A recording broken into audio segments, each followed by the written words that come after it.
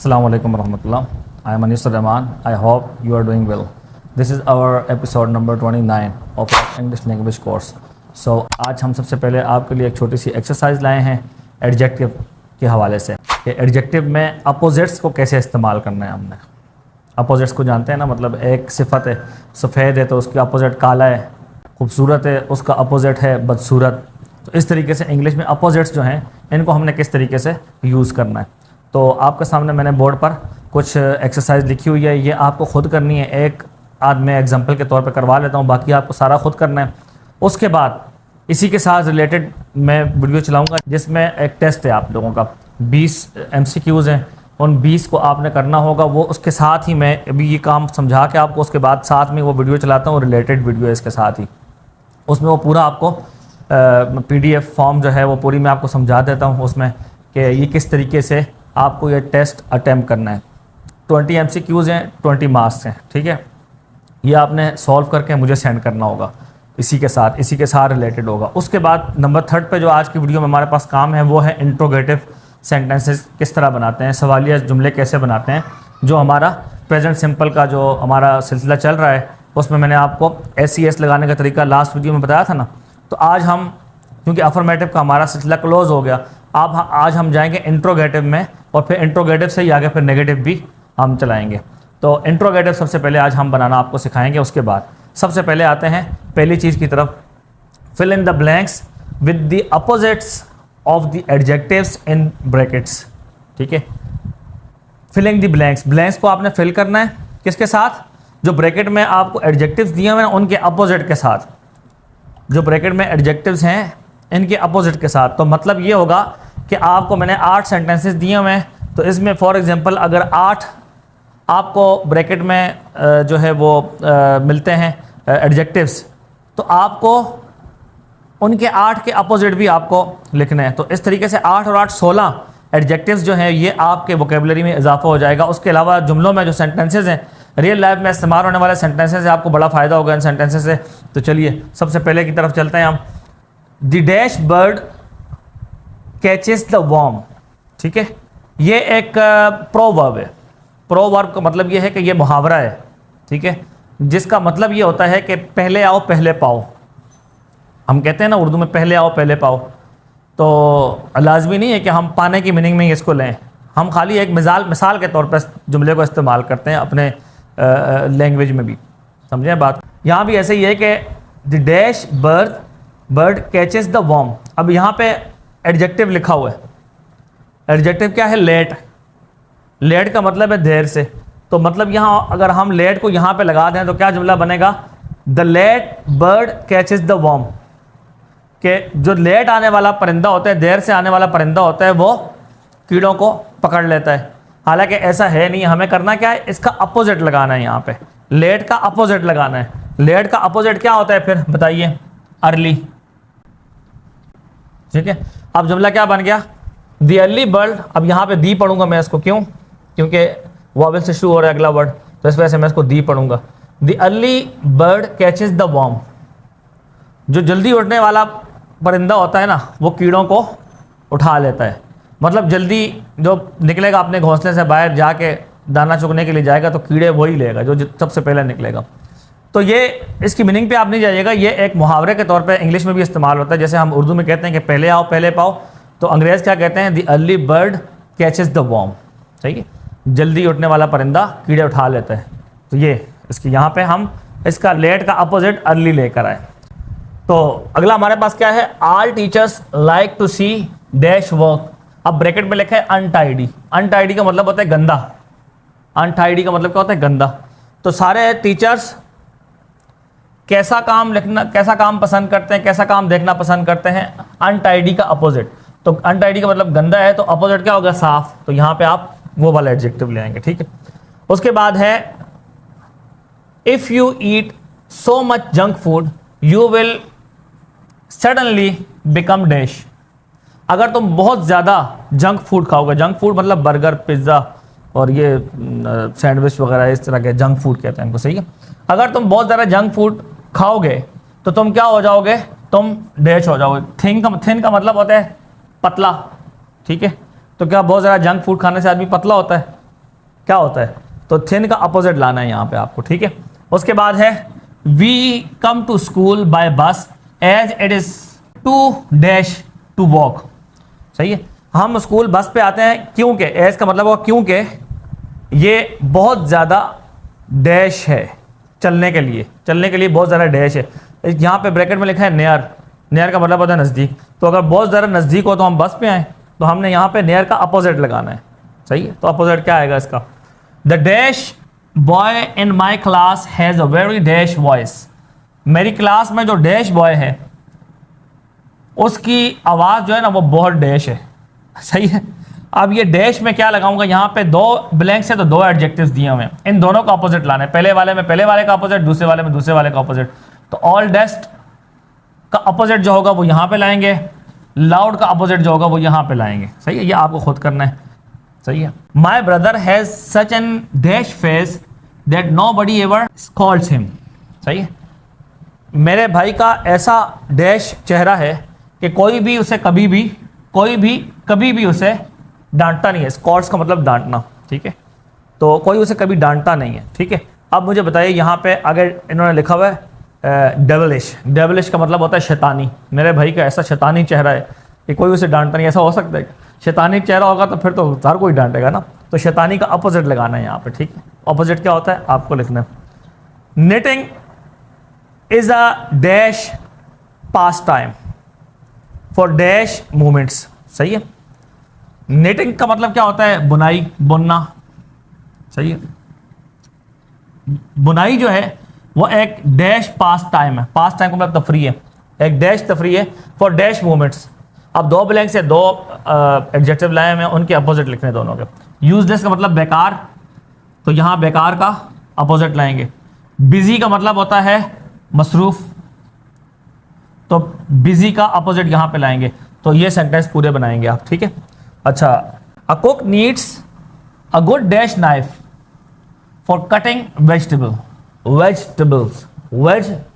Vegetables पढ़ेंगे, सही है। वेजिटेबल नहीं पढ़े, वो एबीसी वाले पढ़ते हैं। वेजिटेबल है असल word, vegetable. A cook needs a good dash knife for cutting vegetables. अब यहाँ पे लिखा हुआ है ब्लंट, ब्लंट इसके ब्रैकेट में लिखा है।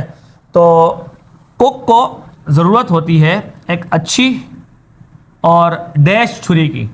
डैश का मतलब यहाँ पे ब्लंट है, ब्लंट का मतलब होता है खुरदरी, कोंद, मतलब जो काम ना करती है उसे खुरदरी कहते हैं। तो आपने उसका अपोजिट, ब्लंट का अपोजिट यहाँ पे लिखना है। किस काम के लिए, फॉर कटिंग वेजिटेबल्स, सही है, वेजिटेबल सब्जियाँ काटने के लिए। तो ये हमारा आज का एक छोटा सा एडजेक्टिव्स के बारे में, अपोजिट्स, वर्ड्स का अपोजिट आपको कैसे लिखना है, कैसे समझना है, ये आपको लाना है। अच्छा, ये आप तक मैंने इस वजह से छोड़ा है ना कि अगर आपको कोई किसी वर्ड का अपोजिट नहीं पता होगा तो आप ढूंढने की कोशिश करेंगे, किताबों वगैरह में देखेंगे, डिक्शनरीज में देखेंगे। अगर आपको फिर भी नहीं मिलेगा फिर आप मुझसे पूछेंगे। जब एक वर्ड में आप इतनी मेहनत करेंगे ना, वो वोकेबलरी आपके जहन में पक्की बैठ जाएगी फिर, ठीक है। फिर साथ में आप मुझे ये पूरे जुमले लिख कर वॉइस में आपने ये जुमले ट्रांसलेशन के साथ मुझे सुनाना है। याद रहेगा आपको, ये सारे जुमले ट्रांसलेशन के साथ सुनाने हैं। इसके बाद अभी ये लिखने के बाद आपके पास एक एक्सरसाइज आएगी। उस एक्सरसाइज में वो एक्सरसाइज नहीं है बल्कि वो टेस्ट है आपका, ठीक है। उस टेस्ट में आपने पूरा जिस तरीके से बताया जाएगा अभी उसी तरीके से आपको करना है और मुझे सेंड करना है वो भी साथ में। अब काम का थोड़ा लोड होगा, मुझे पता है आप पे, लेकिन आपने घबराना नहीं है। मैंने आपको पहले कहा था ना, अभी थोड़ा सा आगे बढ़ रहे हैं हम लोग, तो आगे बढ़ते हुए हमें काम का थोड़ा लोड लेना होगा। आहिस्ता आहिस्ता बहुत चला लिया अब आप लोगों को ना, अब थोड़ा सा काम का लोड लेना होगा ताकि हम अपने टारगेट को किसी न किसी हद तक पहुंच पाएँ, ठीक है। उम्मीद है कि आप लोग साथ देंगे इस काम में हमारा, और आप लोग जो है ना मेहनत करेंगे ताकि कुछ रिज़ल्ट आए ना फिर। तो चलिए ये काम लिखिए, फिर आगे दूसरी वीडियो भी चल रही है आपके पास। अस्सलाम वालेकुम रहमतुल्लाह। ये जी adjective and adverbs MCQs mixed, ठीक है। एडजेक्टिव और एडवर्ब जो है ना उनके एमसीक्यूज है, लेकिन मिक्स करके मैंने दिया मैं। इसमें कौन सा, कहाँ पे एडवर्ब लगेगा, कहाँ पे एडजेक्टिव लगेगा, ये आपको चूज करना है इसमें, सही है। तो देखिए इसकी तरफ आते हैं, मैं आपको समझा देता हूँ, थोड़ा सा गाइड कर देता हूँ। आपने क्या करना है, जस्ट जो उनका करेक्ट ऑप्शन है ना उस पर टिक करके आपने मुझे सेंड कर देना, ठीक है। ज़रा लंबा चौड़ा काम नहीं करना है आपने इसमें, ठीक है। तो नंबर 1 है शी सिंग्स, वो गाती है, अब इसके साथ में ब्यूटीफुल लाऊंगा, ब्यूटीफुल का मतलब खूबसूरत, ब्यूटीफुली का मतलब खूबसूरती से, ठीक है, ब्यूटी का मतलब खूबसूरती, मोर ब्यूटीफुल का मतलब ज्यादा खूबसूरत, किसी से कंपेयर कर रहे हैं अगर तो इनमें से कौन सा ऑप्शन सही है आप बता दीजिएगा। He is a dash boy. Quick का मतलब होता है तेज, क्विकली का मतलब तेजी से, क्विकर का मतलब होता है किसी के मुकाबले में ज्यादा तेज, क्विकनेस का मतलब होता है तेजी। अब इसमें से कौन सा वाला सही है, क्विकनेस एक नाउन है, तो इसमें से कौन सा वाला सही है ये आप बताएंगे। सही है। नंबर थर्ड पर है they arrived dash for the meeting. वो मीटिंग पर डैश आए, मतलब दे मीटिंग में पहुंचे। अब यहाँ पे लेट लगाऊं, लेटली लगाऊं, लेटर लगाऊं या फिर लेटेस्ट लगाऊं, कौन सा वाला यहाँ पे सही होगा आपने बताना है। उसके बाद है, अगर मैं इसकी ट्रांसलेशन कर दूं तो फिर आप समझ जाएंगे, इस वजह से मैं ट्रांसलेशन नहीं कर रहा इस नंबर थर्ड की। Number four, this is a very dash book. ये बहुत डैश बुक है, इंटरेस्टिंग बुक है, इंटरेस्ट बुक है, इंटरेस्टेड है या इंटरेस्ट है, कौन सी वाली सही है ये आपने बताना है मुझे। Number five, she spoke dash during the presentation. वो बोली डैश, क्लियर बोली, क्लियरली बोली, क्लियरनेस बोली, क्लैरिफाई बोली। अब ये तीनों अलग अलग चीजें। सही है। क्लियर का मतलब होता है क्लियर का मतलब होता है साफ सुथरा या वाज़ेह, ये है एडजेक्टिव। और क्लियरली का मतलब होता है वजाहत के साथ, ये है एडवर्ब। और क्लियरनेस का मतलब होता है वजाहत, और क्लैरिफाई का मतलब होता है वजाहत करना, ये वर्ब है। ठीक है, क्लियरनेस नाउन है और क्लैरिफाई वर्ब है। अब आपने फिल करना है इसमें से कौन सी चीज आएगी। ठीक है। Ali is the dash student in our class. Ali हमारी क्लास में डैश स्टूडेंट है, इंटेलिजेंट है, इंटेलिजेंस है, इंटेलिजेंटली है, मोर इंटेलिजेंट है। सही है। अब ये एक जो है इसके बारे में मैं आपको बताता चलूं, क्योंकि ये जो है ना ये मुझसे लिखने में थोड़ी सी हो गई। ये मोर नहीं लिखना था मुझे, यहाँ पे मोस्ट लिखना था। ठीक है, तो मोस्ट इंटेलिजेंट, नंबर डी में मोस्ट इंटेलिजेंट है, मोर नहीं है। ठीक है, तो आपने देखना है कौन सा वाला सही है। अच्छा, उसके बाद है नंबर सेवन पे, he runs dash in the race. सही है, वो रेस में डैश दौड़ता है। वो फास्ट लिखेंगे, फास्टर लिखेंगे, फास्टली लिखेंगे या फास्टर लिखेंगे, कौन सा वाला सही होगा। नंबर एट पे है, we had a dash dinner at the restaurant. Delicious, deliciously, delight, delightful, कौन सा वाला सही होगा आप बताइएगा। नंबर नाइन पर है, he answered the question dash, correct, correctly, correction, corrective, कौन सा वाला सही। Number ten, my friend is very dash to animals. सही है। अब इसमें क्या लिखेंगे, काइंड, काइंडली, काइंडनेस, काइंडर, कौन सा वाला लिखेंगे ये आपने बताना है। सही। नंबर 11 पर है, the baby slept dash through the night. बच्चा सो गया डैश, पीसफुल, पीसफुली, मतलब पीसफुल का मतलब पुरसुकून, और पीसफुली का मतलब सुकून से, और पीस का मतलब सुकून, और उसके बाद जो पीसफुली है वो अलग है। ठीक है, अब इसमें से कौन सा वाला सही है ये आप बताएंगे। नंबर 12 पे है, the sky turned dash before the storm. सही है। अब इसमें आप बताइएगा मुझे कि कौन सा वाला लगेगा, डार्क लगेगा, डार्क मतलब आसमान हो गया, क्या हो गया, उससे तूफान से पहले आसमान हो गया, क्या हो गया, डार्क हो गया, डार्कली हो गया, डार्कनेस हो गया, डार्कर हो गया। अब ये आपने बताना है। नंबर 13 पर है, शी राइट्स हर ऐसे वेरी डैश। अब यहाँ पे क्या लगाएंगे, नीट लगाएंगे, नीटली लगाएंगे, मतलब वो अपने मजमून लिखती है। कैसे लिखती है, नीट, नीटली, नीटर, नीटनेस, क्या चीज आएगी। नीट का मतलब होता है साफ से, नीटली का मतलब सफाई से, और नीटर का मतलब ज्यादा साफ, नीटनेस का मतलब सफाई। आप बताइए क्या होगा इसमें से। नंबर 14 पर है, that building is really, really dash.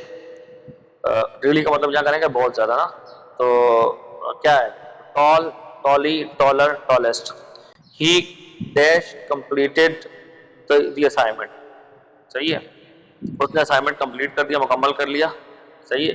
Quick का मतलब जल्दी, क्विक का मतलब होता है जो तेज होता है, उसको कहते हैं क्विक, जो एडजेक्टिव के तौर पर है ये।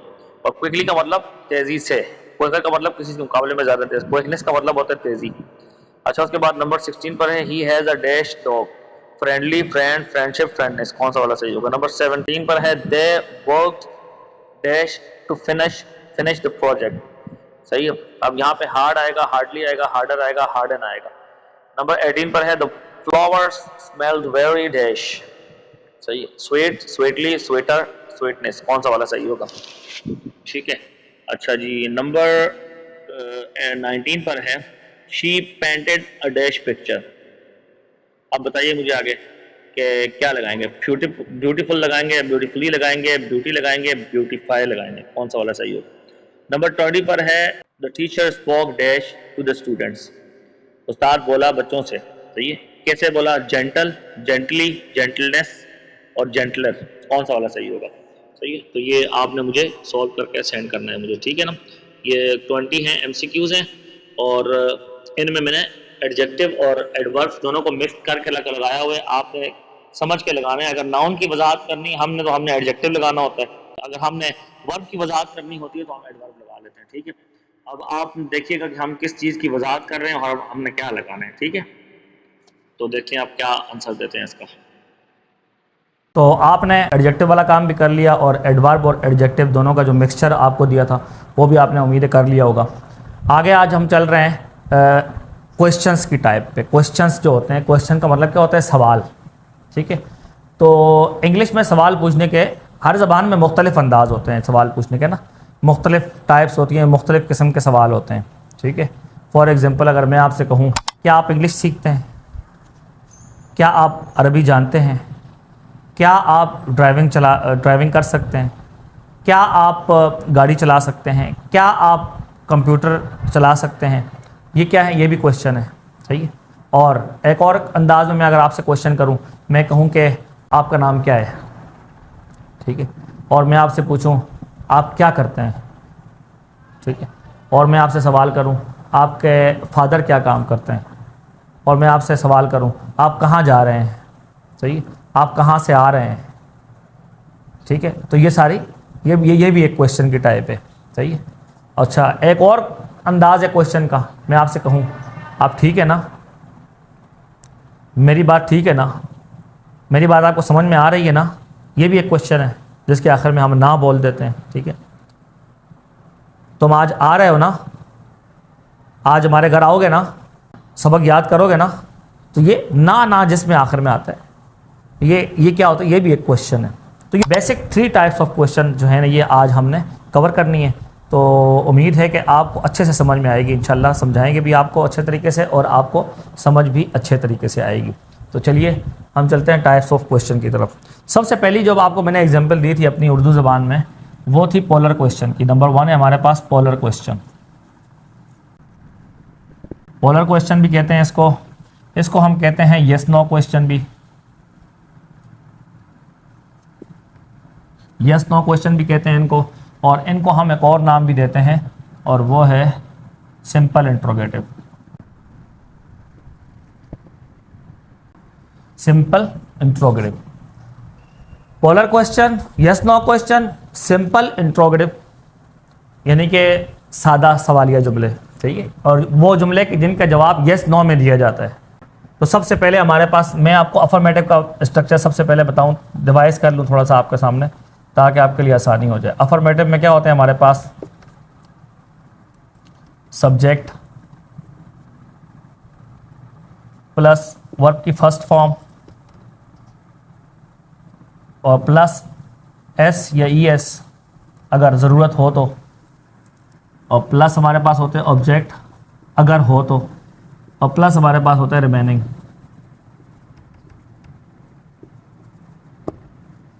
ठीक है।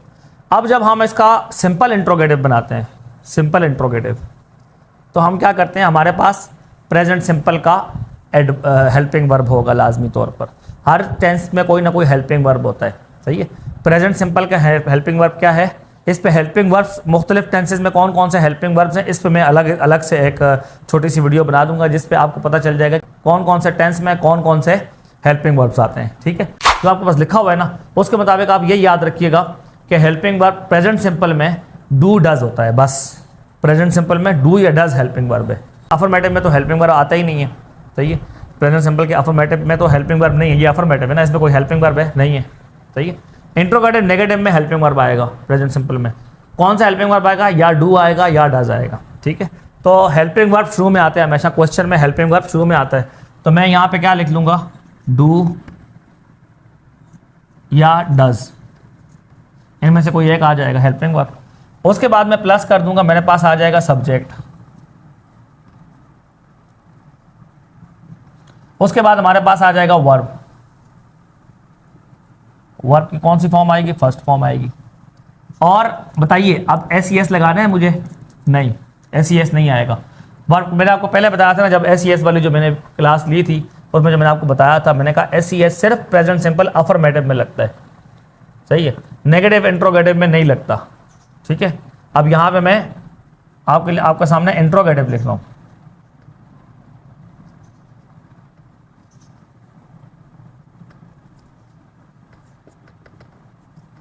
सही है, तो इंट्रोगेटिव में SES वर्ब के साथ नहीं लगेगा। क्यों नहीं लगेगा?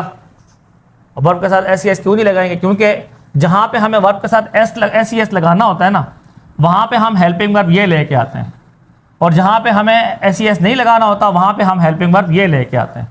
तो ये दोनों अपना काम कर रहे होते हैं अपनी जगह पे। ठीक है, तो ये डज जो है ना, ये SES का काम यहाँ पे कर रहा है, इस वजह से हम वर्ब के साथ SES नहीं लाते। याद रहेगा कि नहीं रहेगा? उसके बाद हमारा सेम आ जाएगा, ऑब्जेक्ट आ जाएगा, और उसके बाद हमारा रिमेनिंग आ जाएगा बिल्कुल सारा। यानी कि असल जो डिफरेंस होता है ना इंट्रोगेटिव में और अफर्मेटिव में, वो ये होता है कि हम हेल्पिंग वर्ब को सब्जेक्ट से पहले ले आते हैं।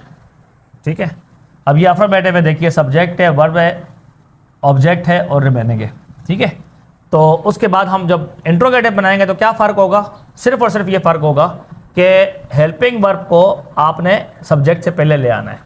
ये हेल्पिंग वर्ब है, सब्जेक्ट से पहले हेल्पिंग वर्ब ले आना है आपने। ठीक है, कोई भी टेंस हो, इंट्रोगेटिव बनाने का सबसे पहले सिंपल इंट्रोगेटिव बनाने का जो तरीका होता है वो ये होता है कि आप हेल्पिंग वर्ब को सब्जेक्ट से पहले ले आएँ, सब्जेक्ट को हेल्पिंग वर्ब के बाद कर दें, आपका इंट्रोगेटिव बन जाएगा। कोई और किसी चीज़ को छेड़ने की ज़रूरत ही नहीं है। ठीक है, तो यहाँ पे सिर्फ एक बात का फ़र्क आएगा कि SES जो है ना, SES इंट्रोगेटिव में नहीं लगाएंगे वर्ब के साथ। समझ गया बात को? तो अब देखिए, ही रन्स फास्ट हमारे पास अफर्मेटिव अगर सेंटेंस है, affirmative sentence, he runs fast, ये सेंटेंस है हमारे पास। सब्जेक्ट है, वर्ब है और ये एडवर्ब है। ठीक है, यहाँ पे ऑब्जेक्ट नहीं है, तो मैंने आपको पहले कहा था जुमले में हो सकता है कि ऑब्जेक्ट हो ही ना, अगर होता भी तो यहीं पे होता, कोई इशू नहीं है उसमें। अब इंट्रोगेटिव बनाने है तो मुझे क्या करना है? सबसे पहले हेल्पिंग वर्ब लाना है। तो प्रेजेंट सिंपल का हेल्पिंग वर्ब क्या है? डू डज है। अब मुझे बताइए यहाँ पे मैं क्या लाऊं? डू लाऊं कि डज लाऊं? क्या लाऊं? तो मैं यहाँ पे डज लाऊंगा। क्यों? ये एस लगा हुआ है यहाँ पे वर्ब के साथ। एस क्यों लगाया? क्योंकि सब्जेक्ट थर्ड पर्सन सिंगुलर है, यानी ही है सब्जेक्ट। जो आपको मैंने एस वाला ग्रुप लिखवाया था उसमें से ये सब्जेक्ट है, तो एस लगाया इस वजह से। जब यहाँ पे एस लगाया है तो मुझे आप यहाँ पे क्वेश्चन बनाते वक्त भी डज लाना है, डू नहीं लाना है, एस वाला हेल्पिंग वर्ब लाना है। तो मैं क्या ले आऊँगा? डज। उसके बाद सब्जेक्ट क्या है? ये सब्जेक्ट है, ही। उसके बाद वर्ब की फर्स्ट फॉर्म आ जाएगी, रन। सही है, और उसके बाद वही सारी चीज़ अपने सीक्वेंस के हिसाब से आएगी, फास्ट। आखिर में क्वेश्चन मार्क भी आ जाएगा। सही है, यहाँ भी आप नोट कर लें क्वेश्चन मार्क को, ताकि क्वेश्चन मार्क भूलें नहीं, क्वेश्चन मार्क ज़रूरी है। तो ये हमारा इंट्रोगेटिव सेंटेंस बन गया। सही है, ही रन्स फास्ट, वो तेज़ दौड़ता है। अगर सवाल करेंगे तो क्या करेंगे? डज ही रन फास्ट, क्या वो तेज़ दौड़ता है? सही है, ये आ गया अफर्मेटिव और ये आ गया इंट्रोगेटिव, ये इंट्रोगेटिव आ गया। ठीक है, एक और एग्जांपल देख लें।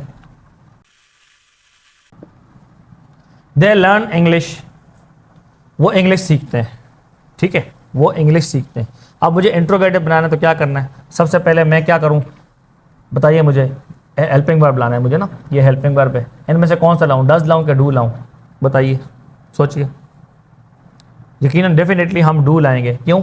दे के साथ तो हम वर्ब के फर्स्ट फॉर्म के साथ एस नहीं लगाते हैं ना, इस वजह से हम यहाँ पर डू ले आएंगे, डू। और उसके बाद आ गया सब्जेक्ट। सब्जेक्ट क्या है इसमें? दे सब्जेक्ट आ गया। और उसके बाद वर्ब की फर्स्ट फॉर्म आ जाएगी, लर्न।